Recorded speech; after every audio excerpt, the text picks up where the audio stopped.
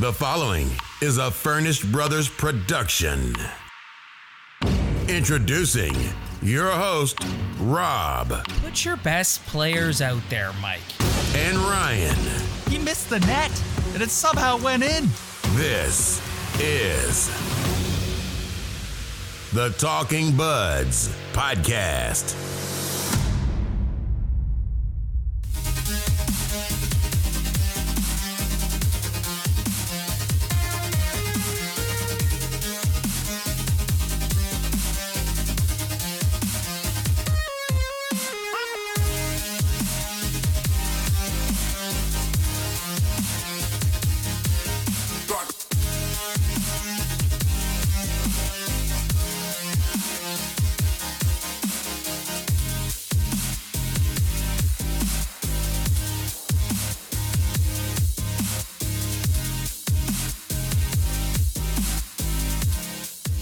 What's up, everybody?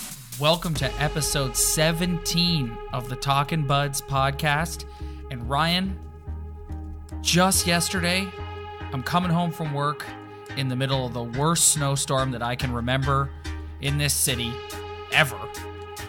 And I'm thinking to myself, what the hell are Ryan and I going to talk about when we do the show tomorrow night? We're in the middle of the bye week. There's nothing really going on. The All-Star game was kind of blah. Like, aside from Matthews doing the little Marlowe tribute, the All-Star game is just not exciting. And then around dinner time last night, the world-class beauty himself, Kyle Dubas, drops all our content in our lap for us. The Maple Leafs acquire Jake Muzzin from the Los Angeles Kings in exchange for their 2019 first-round pick, Marlies prospect Carl Grundstrom, and the rights to Sean Durzi, a guy they drafted in the second round last year. Ryan, set the scene for me.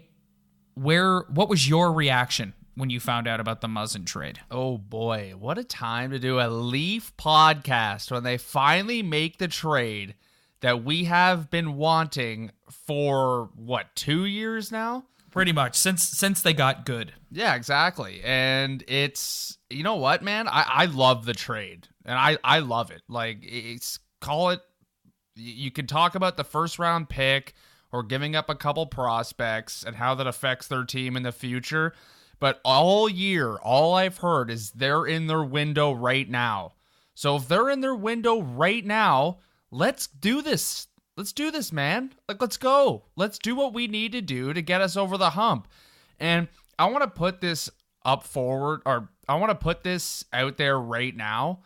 Jake Muzzin is not a savior, okay? Like, this city has a bad habit of appointing people as saviors or thinking a certain player will turn around the franchise's fortunes.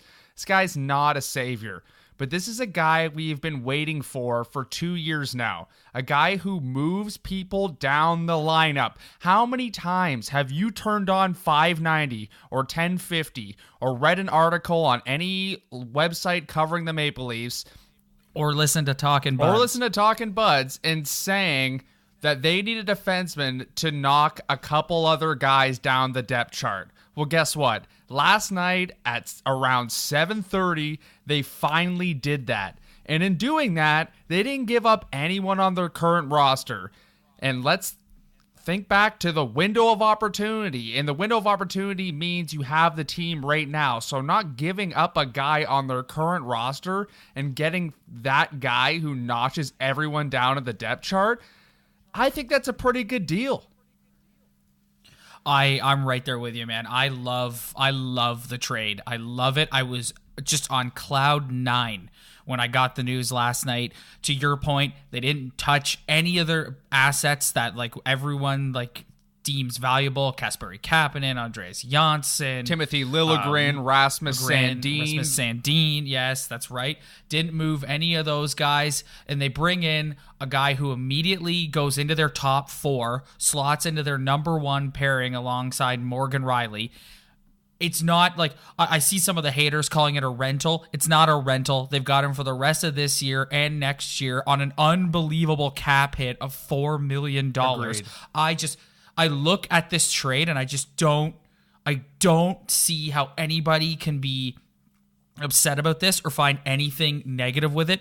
Yes, you never want to give up first round picks, but the last few years, Kyle Dubas has done a pretty good job of stacking the system with prospects. We talk all the time about how you've got to move an asset to get an asset, and I just love Ryan. We speculated on this show for weeks that they're going to have to move a Kapanen, they're going to have to move a Janssen, they're going to have to move, name the prospect that we love, and he didn't do any of that. I love it. He's a big 6'3", 215-pound defenseman who plays like a big, strong style, but is fast and moves the puck quickly out of his zone. All I've heard today is how great he is at clearing the puck out of his own zone and his zone exits. So that'll keep the old school fans happy. I'm right there with you. I don't see one negative about this trade. 6'3", 215 pounds, which, if you're talking about the old school, they're going to like that. And this is not a guy who's no slump on the offensive side of the puck as well. Like, I know he's not Erik Karlsson, but this is a guy who's reached 48 points, 47 points. Like, he's currently 42 points last year. Currently, through 50 games, he's got 4 goals, 17 assists for 21 points and is sitting at a +10. But if you talk to anyone, we would all say that we don't want, we have enough offense. We want a guy back there who's going to make a difference in their own end. And I'm not sitting here being like Jake Muzzin is just going to walk in and just make the world's difference. That's not going to happen. But it's the step in the right direction. Like, you can't just say that they need to make a deal for a D-man and then they finally do it and try to poke holes in everything that happened or everything about the trade. I get it. Conventional wisdom, trading a first round pick, usually that means you're kind of losing your future a little bit. But if you're going to be one of those guys who's just all about the window, how many times have we heard about the window and how this team has the opportunity to do something within the next couple of years? And if you firmly believe that, then you cannot say anything negative about this trade, because this trade is just a step in the right direction, adding a guy like this, moving guys down the lineup. So personally, I get it. First round pick, a couple guys. Grundstrom's he plays a heavy game too, even though he's kind of projected to be a third line type of guy. And I don't know much about Sean Durzi, I'm going to be honest with you. But this is the type of deal that they needed to make. What made me an even bigger fan of this deal is the fact that it didn't happen at the deadline. He's being proactive and getting a guy earlier than that so he could be acclimated to Babcock, who he's going to play with, what side he's going to play on, and all that. You got to believe Babs is stoked on this. Muzzin's a guy who he played with him at the World Cup of Hockey in 2016. And just so many good tidbits you're finding out. Because I don't proclaim, and I don't think you do either, to be the expert on Jake Muzzin. So you've kind of spent the last sort of 22 hours finding out as much as you can about him. Kills penalties regularly, averages about 20-plus minutes a night. He's going to push Ron Hainsey down the lineup, which I think is a good thing for Ron Hainsey.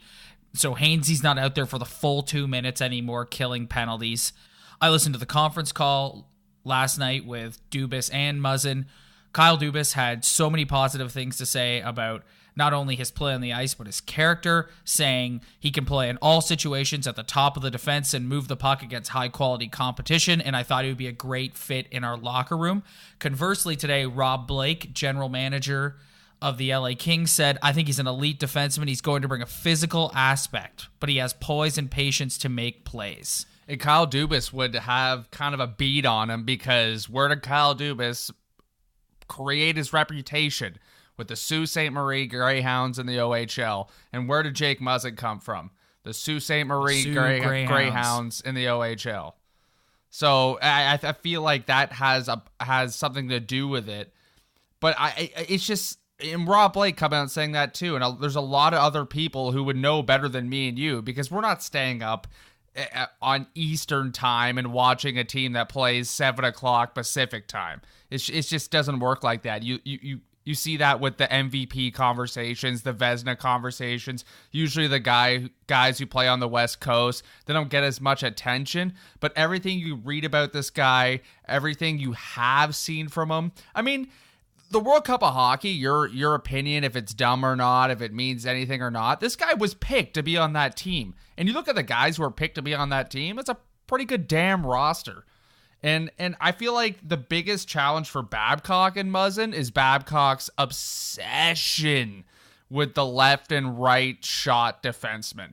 And he's a left shot defenseman. Right. That's the only sort of negative I've heard about this, is him being a left shot defenseman. So I'm going to put you in Mike Babcock's shoes right now, Ryan. If you're going into Detroit on Friday night and making the defense pairings, what are you doing? Well, everyone seems to think that it's going to be him and Riley on the top, and like, why not give it a shot? I heard today that Muzzin has played on the right side, flipping around with Alec Martinez in LA. So I know this is a Babcock thing. Like, Babcock kind of brought this left shot, right shot, you must play on your strong side kind of strategy to the Leafs and bring it to such the forefront of media conversation about the lineup and the depth chart. But this guy's a big boy. He's played in the NHL for a couple of years. He's won a Stanley Cup. He's experienced 2 Stanley Cups. I think he was only on that one team, though. Are you sure? I'm pretty sure he has 2 rings. I think he was a bigger part of that second team. I know he was called up the year that they won their first cup, I feel like, or he was moved to them that first year, but I knew he was a big part of that second Stanley Cup team. Yes, he was a healthy scratch during the first one. So it's just, I think we always talk about Babcock being like, why don't you try things? Why don't you load up a line at the end of the game? All that stuff. So let's try this guy on the right side. Let's not be married to an idea. Let's not be married to an ideal scenario. Let's give this guy a chance, and this is what we wanted. We wanted Hainsey moved down to the third pairing. So let's see what it looks like first game back from this break. I think that's what you'll end up seeing. I think you'll see Muzzin slide in there with Riley, and then you'll keep Gardner and Zaitsev together as the second pair, and then Hainsey goes down with Dermott on the third pair, which I think would be a good thing for Dermott. Hainsey seemed to really like being the mentor to Morgan Riley, so putting him with Dermott makes sense. I guess that puts Ozhiganov in the press box, or potentially it's to tough the for that Marlies. guy. But you know what? This is the big one. I see him in the press box because now you got Justin Hall, Marty Marincin, and Igor all in the press box, which means one guy's gonna have to go nah. I would think. You're probably right on that one. Yeah, you're probably right on that one. So yeah, like, I mean, who do you think is like the guy on the back end that's going to reap the benefits of a guy like Jake Muzzin coming in? Because that's what I'm thinking about today. Well, first of all, Ron Hainsey. He's been playing completely out of the role he should be in. He should be on the third pair. He should be playing significantly less minutes. He shouldn't be out there for all 2 minutes of the penalty kill. So that's putting him in a position to play better and succeed, where he's like maybe sharing the PK with Muzzin, right? So he's number one. Number 2 is Morgan Riley, who's having a Norris type season right now, who's getting finally an elite defense partner. Like, has he ever played with a partner this elite? I don't think so. No, in throwing the word elite around, we have to be careful a little bit.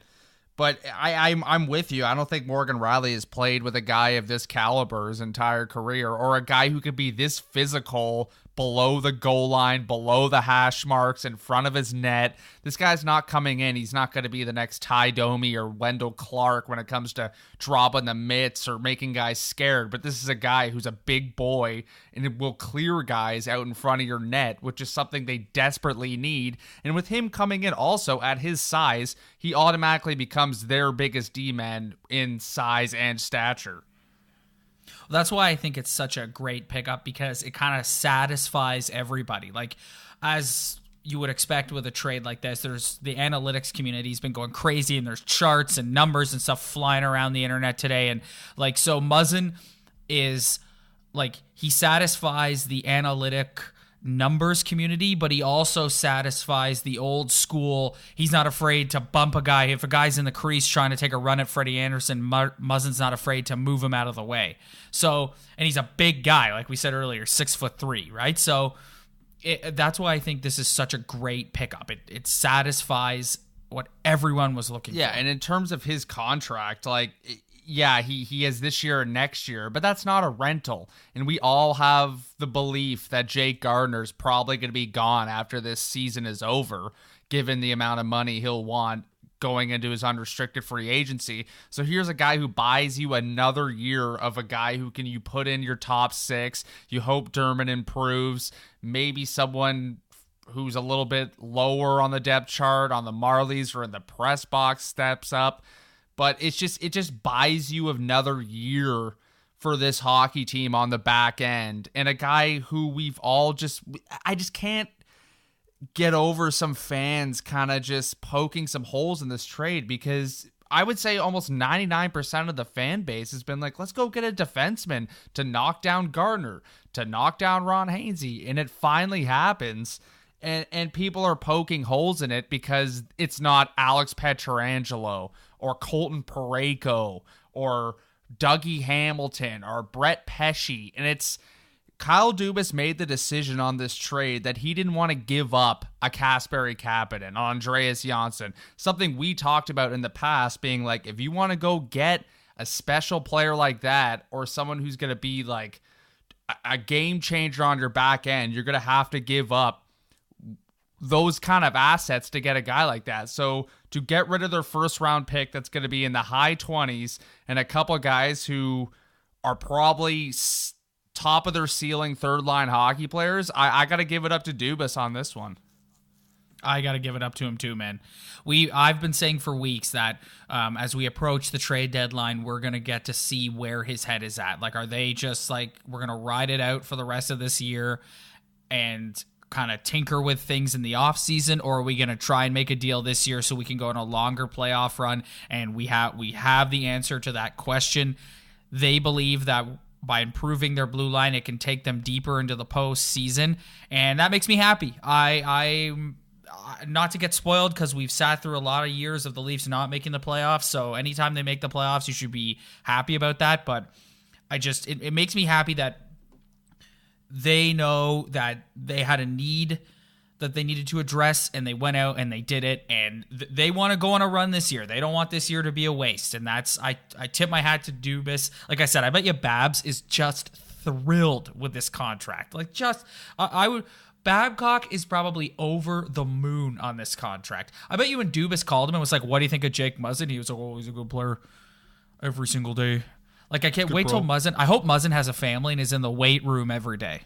Well, and he's a local boy, too. He grew up in Woodstock, and he's a guy who grew up as a Leaf fan, and we know from the past that doesn't always work out, being the hometown guy who loved the team. But it's just, obviously, it's like cute for the media to cover that, being like, this guy was a Leaf fan growing up. How amazing is that? But I'm just happy that this is a guy who actually wants to come here and be a part of this, because not all players have the type of makeup and personality to walk into this market and own it and play well and be able to handle the scrutiny. So I just want to touch on this one more time before we kind of move on into other things.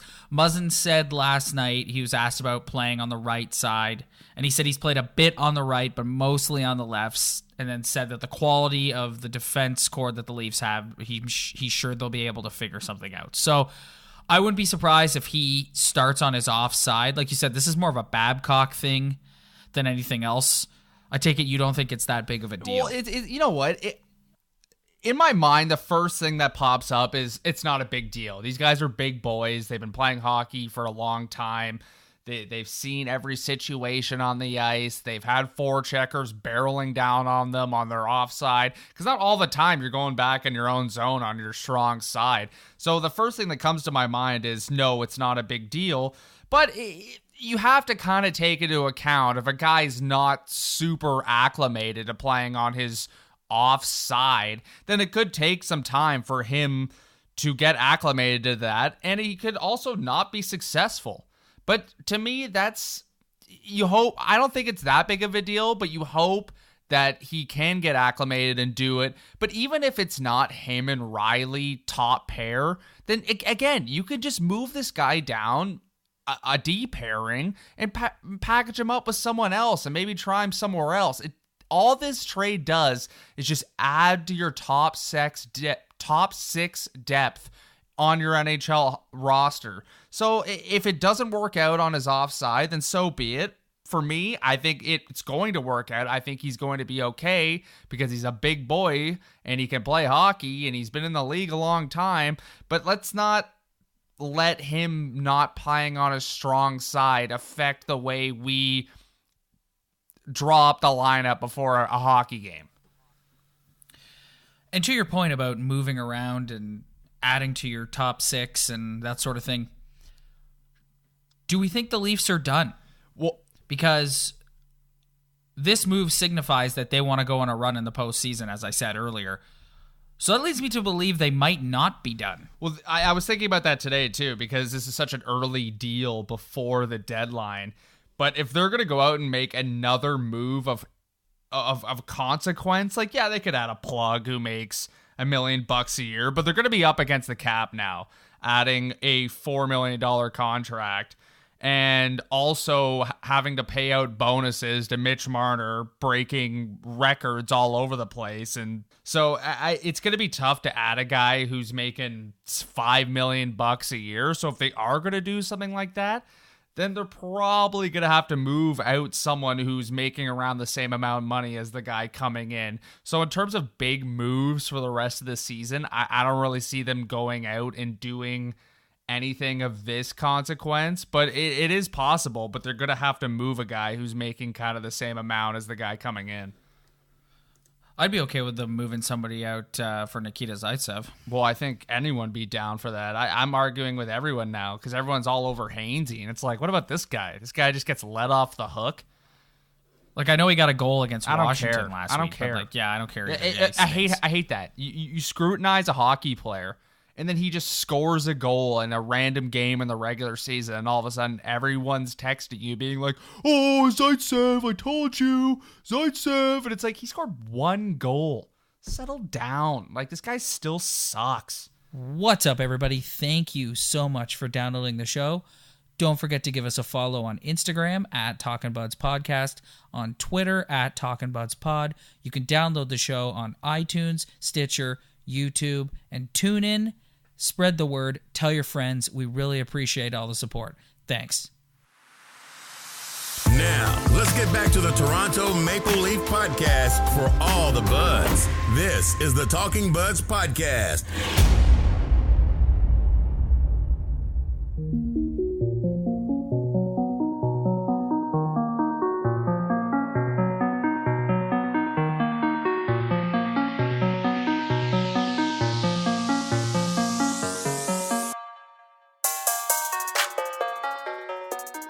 Ryan, before we preview the week ahead, do you have any all-star observations or highlights or anything you'd like to get off your chest? Well, I don't want to spoil my bum of the week.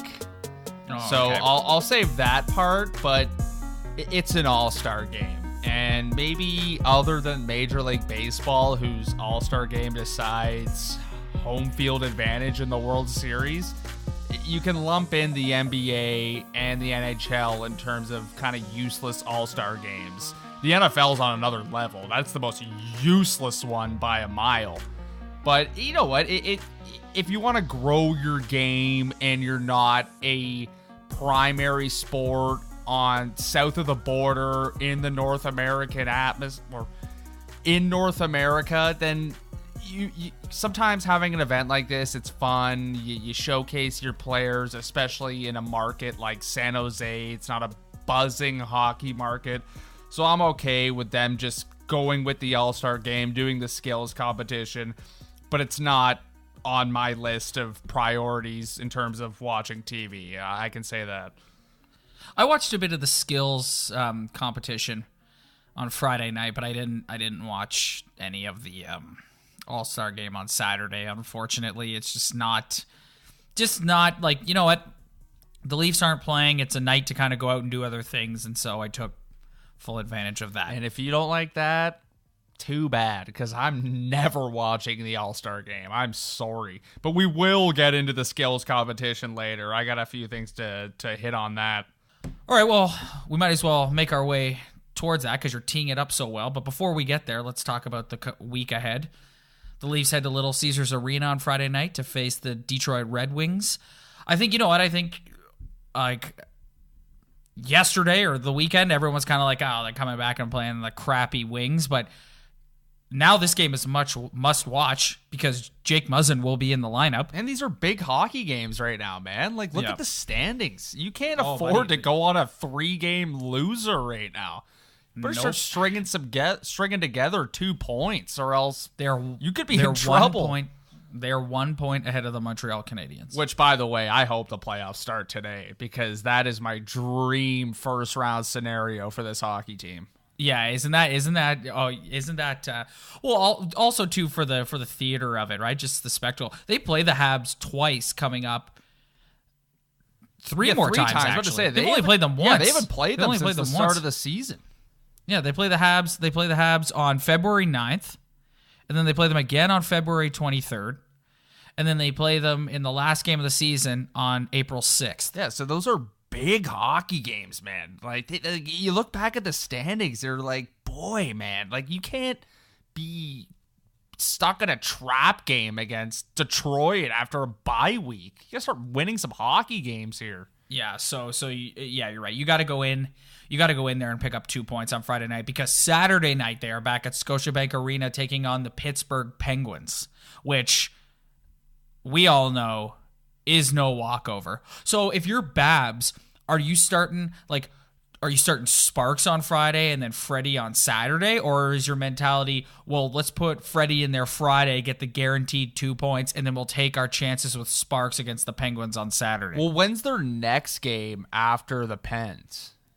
Monday night against Randy Goodwin and the Anaheim Ducks. Good one, Randy. Good one. Good one, Randy. Hey, Phil, did Bozy drive you to the rink today?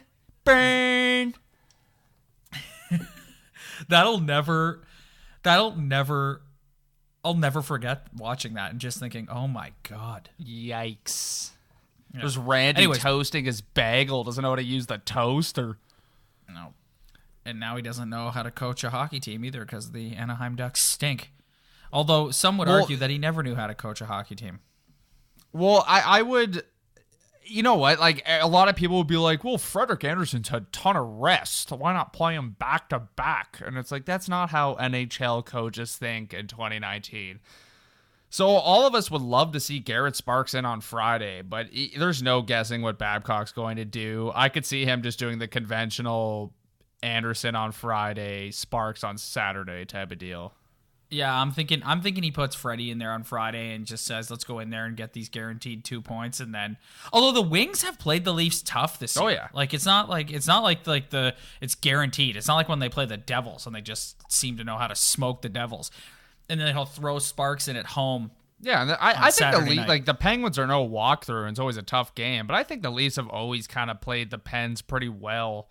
So you kind of just maybe get the 2 points on Friday, hopefully, and then you just close your eyes and hope for the best with Garrett Sparks in the net. And then, as I just said, Monday night, Randy Goodwin, the Anaheim Ducks. And then Wednesday night, the Ottawa Senators. All right, let's get some new, like, divisional matchups. Like, how many times have we played the Blue Jackets or the Bruins? They're done playing the Bruins. Yeah, they are done playing the Bruins, which I'm officially okay Same, with. I'm okay with that too, but it's just this. I know some people bring up the NHL schedule, how it's weird, but it is. You would like to see some new, fresh kind of matchups coming up for them. Yeah, I agree. I for sure agree on that. All right, well, you teed it up and you hyped it, so we might as well get into it now. Hit the music. Let's do some bums and beauties. It's time to find out who's a bum and who's a beauty. Take it away, buds.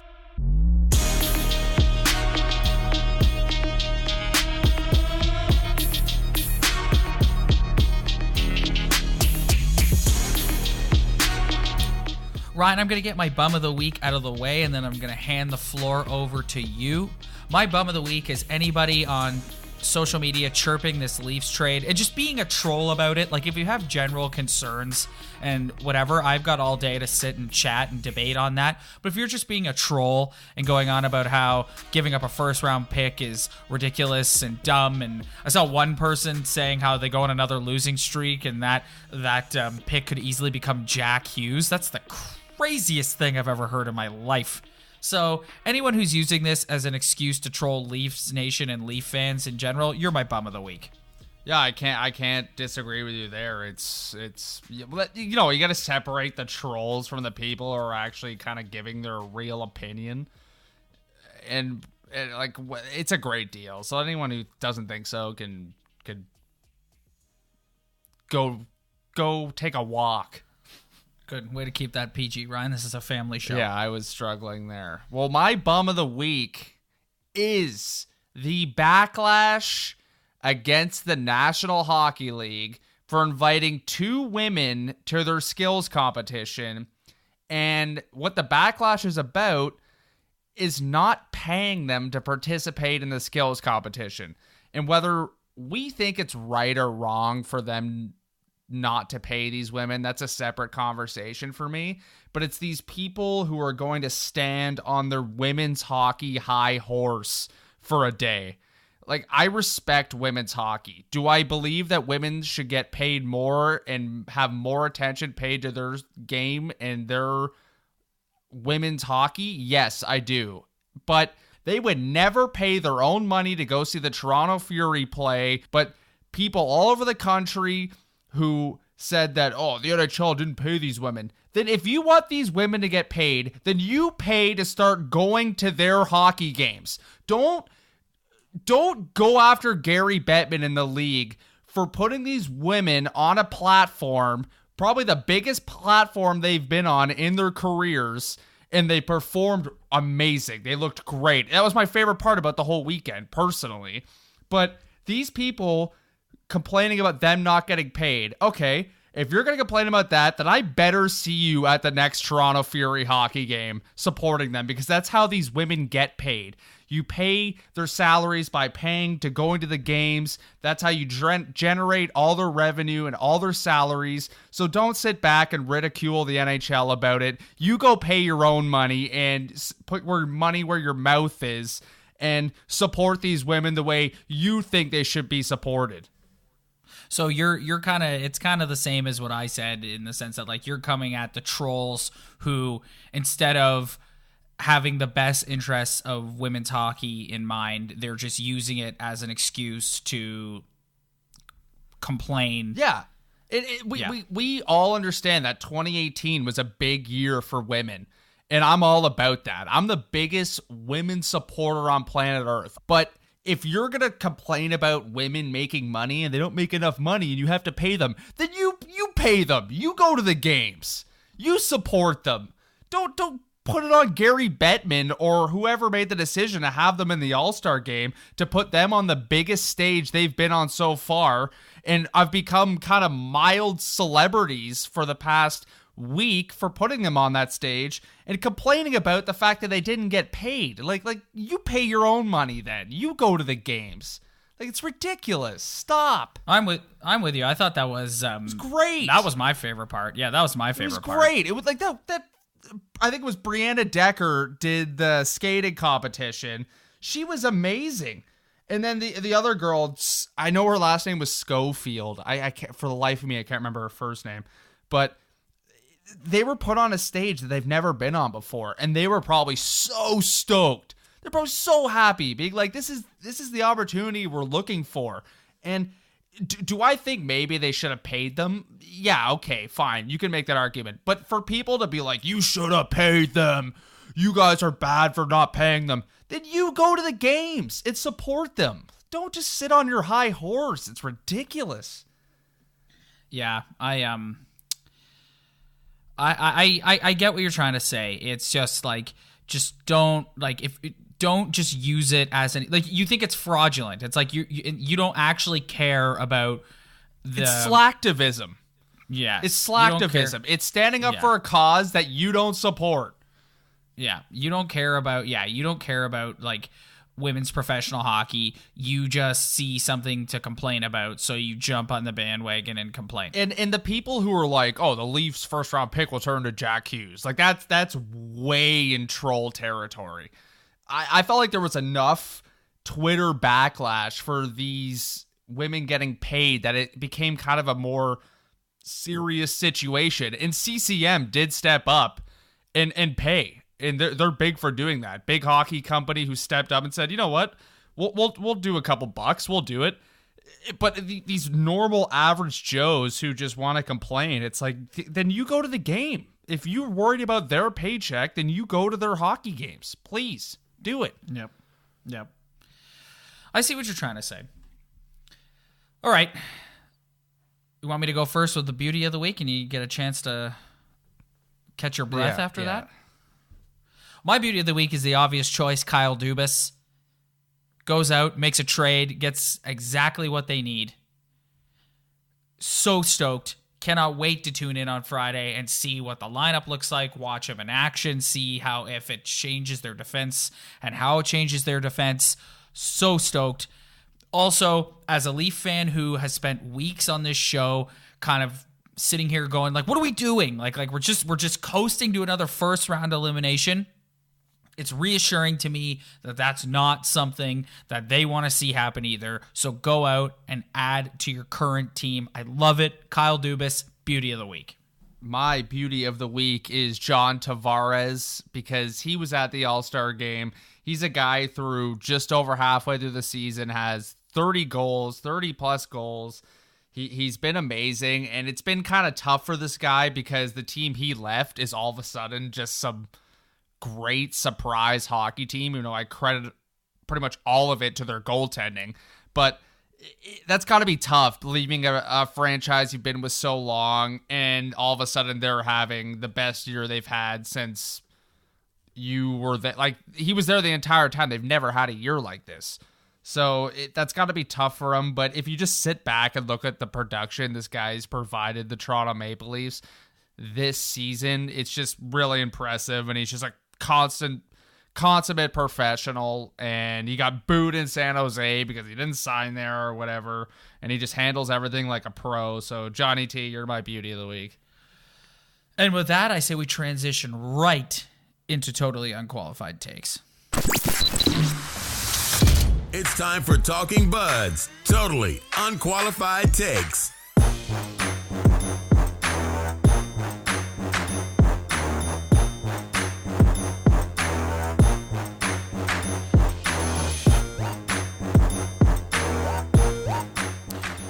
Ryan, my Totally Unqualified Take is pretty simple. Feel free to jump on the bandwagon with me. I believe the Maple Leafs will make one more trade. I'm not saying the significance of it. I'm not saying they're going to go out and get a superstar or an elite player or anything like that. I am saying I don't think they're done, quote-unquote, retooling.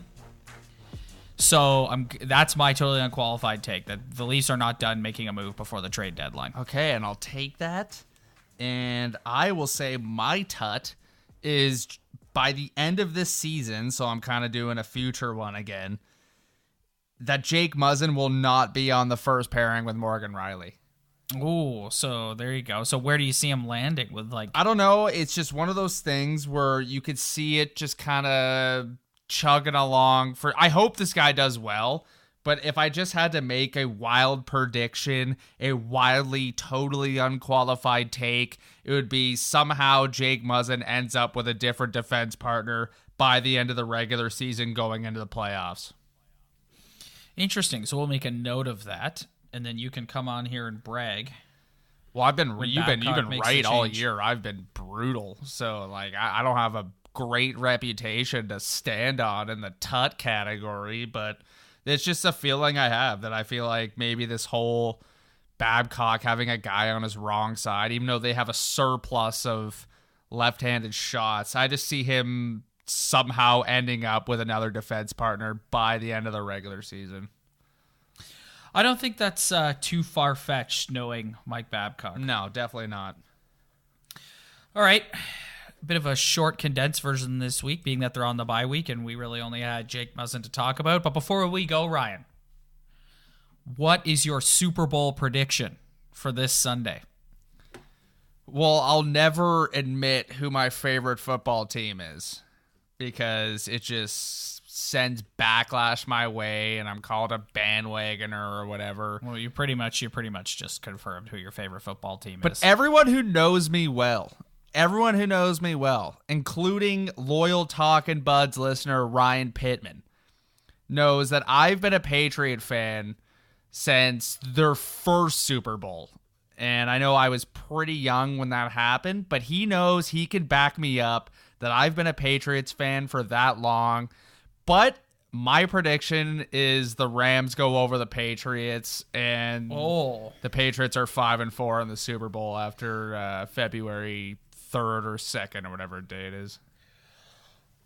All right, well, I'm going to go the opposite route, and I'm going to pick the New England Patriots. I have just a different feeling this year than I had last year when they played the Eagles. I think Tom Brady is in kill mode.